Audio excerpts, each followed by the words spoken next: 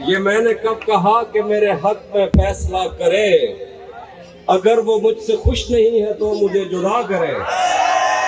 मैं उसके साथ जिस तरह गुजारता हूँ जिंदगी, उसे तो चाहिए कि मेरा शुक्रिया अदा करे। मेरी दुआ है और एक तरह से बद्दुआ भी है, खुदा तुम्हें तुम्हारे जैसी बेटियां अता करे। मेरी दुआ है और एक तरह से बद्दुआ भी है, खुदा तुम्हें तुम्हारे जैसी बेटियां अता करे। बना चुका हूं मैं मोहब्बतों के दर्द की दवा, अगर किसी को चाहिए तो मुझसे राब्ता करे।